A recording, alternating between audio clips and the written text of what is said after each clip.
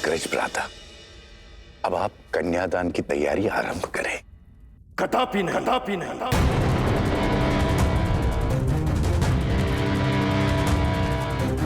मेरे इस राजमहल में तुम्हारे विवाह को कभी मान्यता नहीं मिलेगी।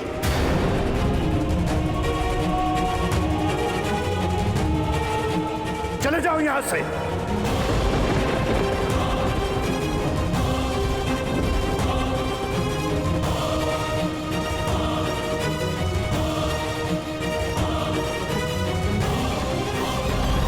ये यहां से अकेले नहीं जाएंगे पिताश्री। अब मैं इनकी विवाहिता हूं।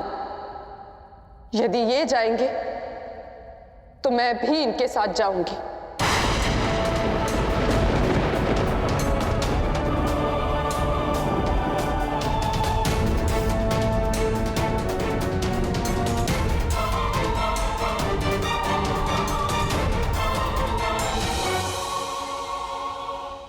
पुत्री, अभी भी समय है, अपना निर्णय वापस ले ले।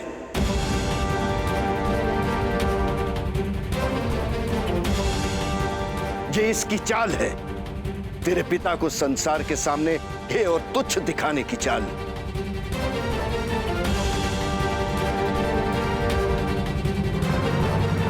पुत्री, तू इसके साथ खुश नहीं रहेगी।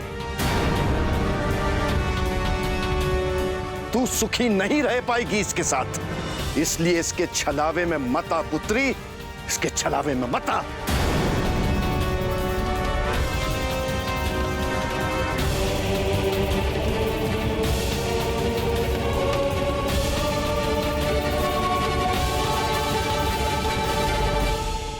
पिताश्री, शिव के लिए आपके मन के भाव प्रतिशोध का परिणाम है।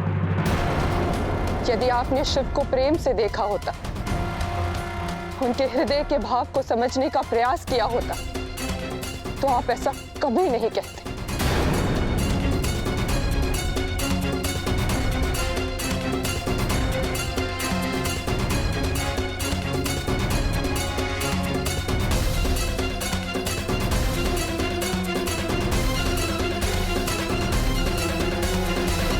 ये मेरे पति का अपमान है। और जहाँ पति का अपमान होता है, वहाँ पत्नी का रहना अफसान है। मैं यहाँ एक क्षण भी नहीं रहूंगी।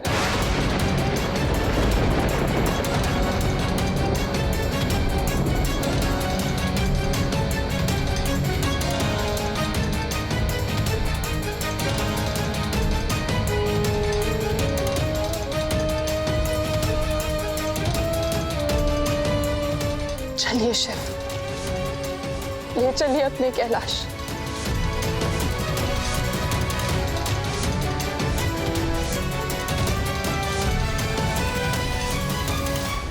चली जाओ यहां से, और दोबारा यहां आने का कभी स्वप्न भी मत देखना।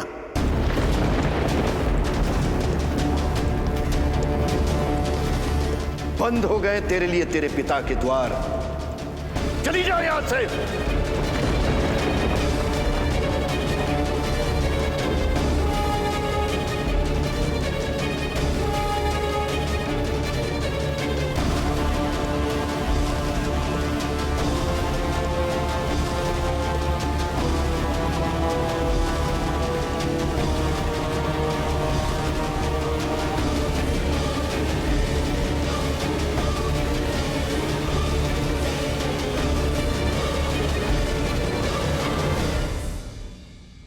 चलिए शिव। सती,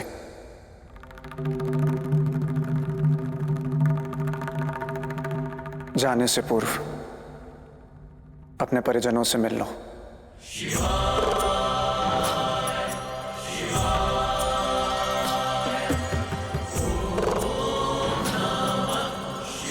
उनका आशीर्वाद अनिवार्य है।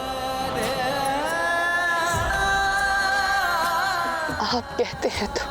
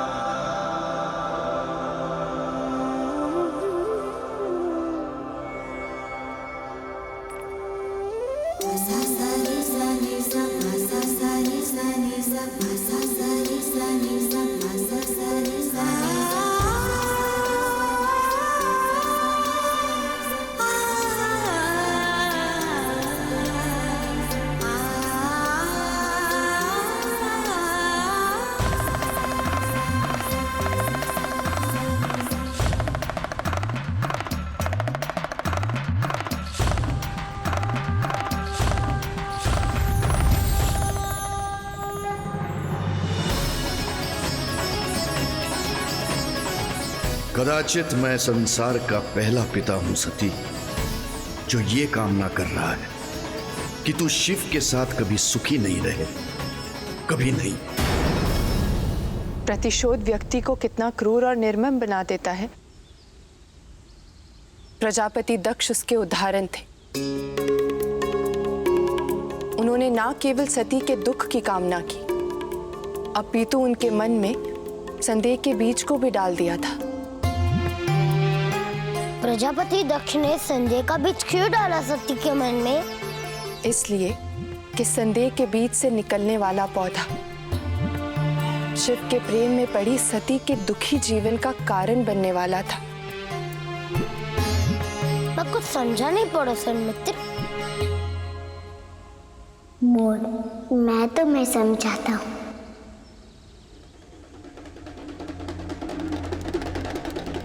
अहंकार से भरा मनुष्य ना तो स्वयं के दोष देख पाने में सक्षम होता है और ना ही दूसरों की अच्छाई उससे दिखती है। और यही प्रजापति दक्ष के साथ हुआ और उनका सारा ज्ञान निरर्थक हो गया। उस ज्ञान का उपयोग उन्होंने सती के मन में संदेह पैदा करने के लिए किया था।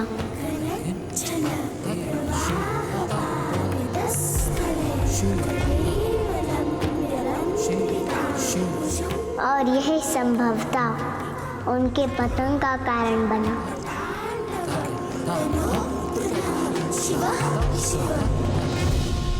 आपको आगे की कथा स्मरण है महादेव? अर्थात मित्र शिव।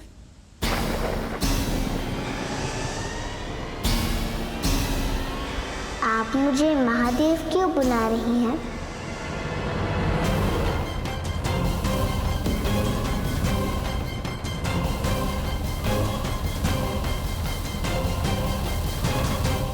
मैंने तो यही सोचा कि मेरी माँ कहती हैं, बुराई का सदैव पतन और अंत होता है।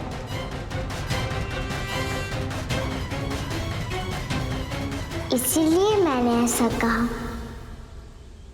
क्षमा करें मित्र, मैं आगे की कथा पुनः प्रारंभ करती हूँ।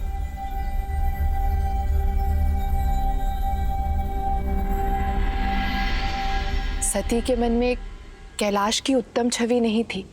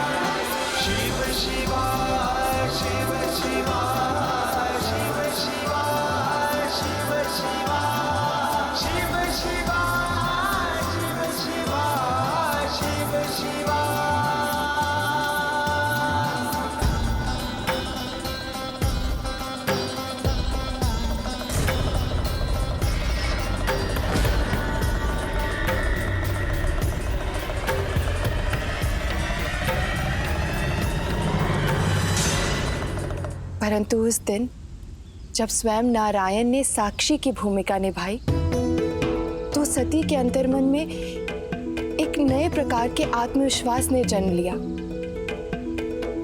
उस दिन जब उन्होंने देवी सरस्वती, देवी लक्ष्मी और सभी देवताओं को शिव और सती के स्वागत के लिए उपस्थित देखा, तब उन्हें कैलाश के मूल स्वरूप और महत्व का भान हुआ।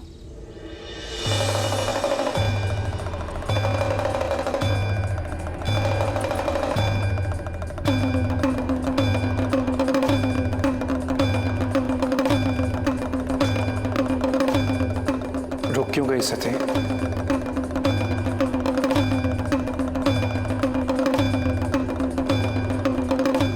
क्षमा करें शिव, परंतु हमारे इस गंधर्व विवाह का साक्षी कौन है? पिता की सभा में सभी विरोधी थे। प्रजापति दक्ष की पुत्री सती का विवाह शिव से हुआ है, ये प्रामाणिक कैसे माना जाएगा? मैं साक्षी हूं इस विवाह बंधन का।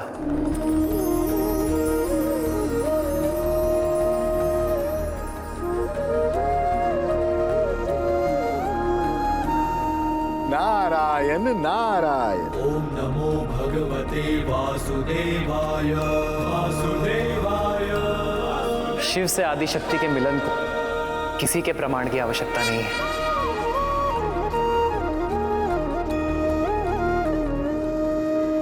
शांताकारं भुजगशयनं पद्मनाभं सुरेशं महादेव स्वयंभू है, गगनसदृशं मेघवर्णं शुभांगं परंतु तुम्हारी यही इच्छा है तो मैं साक्षी हूं इस विवाह का। सर्वलोकैकनाथं और इसे पूर्णतः मान्यता देता हूं।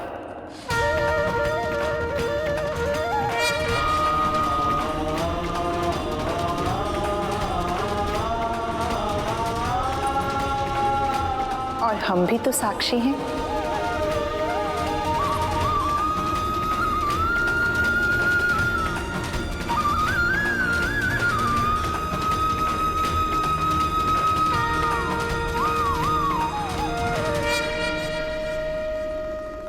सती, तुम्हारा यहाँ का जीवन स्वतः नया है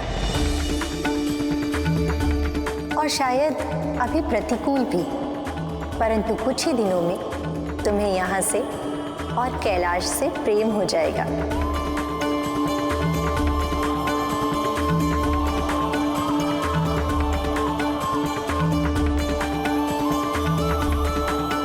आओ, शिव कक्ष में हम तुम्हें ले चले।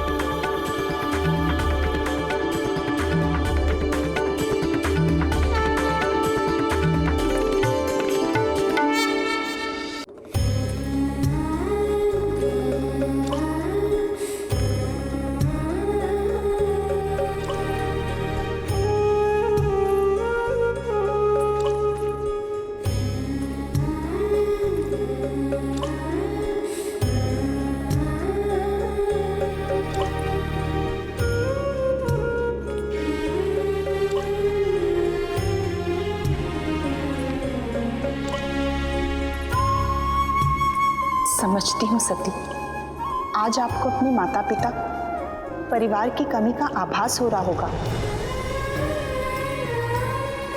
परंतु होने को कौन टाल सकता है। कुछ ही दिनों में सब ठीक हो जाएगा।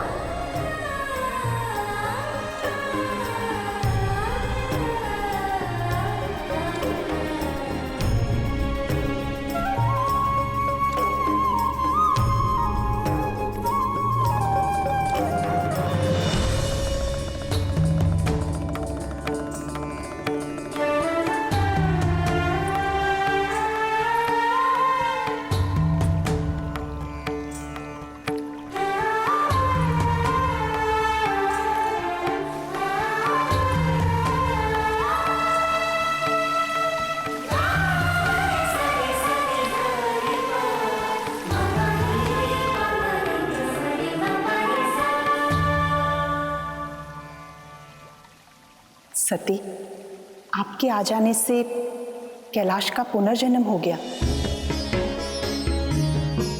महादेव को अपने से दूर मत जाने देना, उन्हें घर गृहस्थी में बांध लेना। परंतु वो तो सन्यासी है ना, अधिक समय तक कहीं बंधे हुए नहीं रहते, सभी ये कहते हैं। सच है सती, वो है सन्यासी, पर अब तो तुमसे उनका विवाह हो चुका है। गृहस्थी उन्होंने स्वयं स्वीकार की है।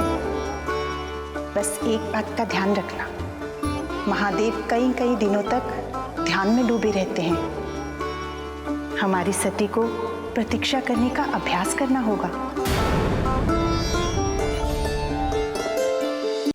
अच्छा चलो, अब अपने गृहस्थ जीवन का आरंभ करो।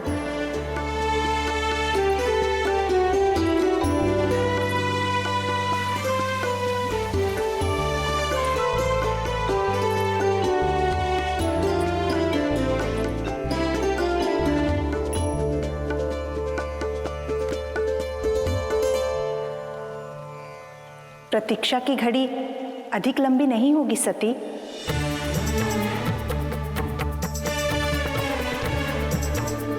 महादेव आते ही होंगे।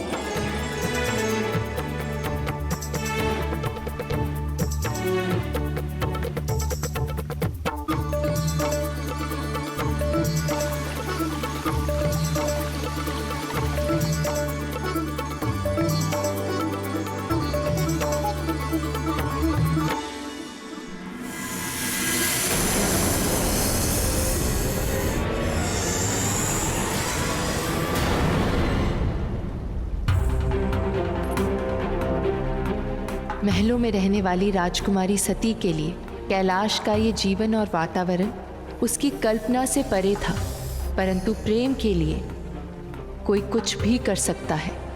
फलस्वरूप सब भूलकर सती भी प्रेम में डूबी अपने प्रिय शिव की प्रतीक्षा कर रही थी।